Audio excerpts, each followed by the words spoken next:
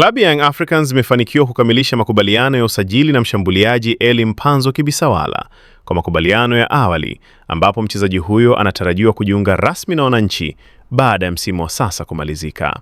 Eli Mpanzu Kibisawala, ambaye ni mshambuliaji anayekipiga kama winga, kwa sasa bado yupo chini ya mkataba na klabu ya Simba, mkataba ambao unatarajiwa kumalizika mwishoni mwa msimu huu, huku zikiwa zimebaki takriban miezi 6 kabla ya kuisha rasmi. Kufuatia hali hiyo, Yanga imefanikiwa kufikia makubaliano na mchezaji huyo kama mchezaji huru, jambo linalomaanisha kuwa Simba haitalipwa ada yoyote ya uhamisho.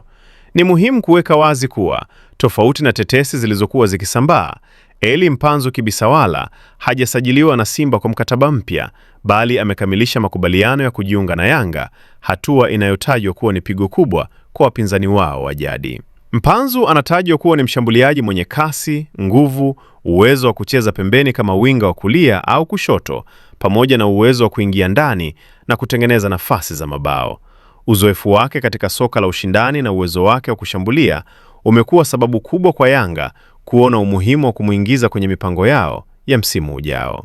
Uongozi wa Yanga unaendelea na mpango wa kuimarisha kikosi chake mapema, ukiwa na lengo la kufanya vizuri katika mashindano ya ndani na ya kimataifa, ambapo usajili wa Eli Mpanzu Kibisawala unaonekana kuwa sehemu muhimu ya mkakati huo. Kwa taarifa zaidi, usiache kusubscribe channel yetu hii ya Usajili Wetu, uwe wa kwanza kupata taarifa zote za kimichezo.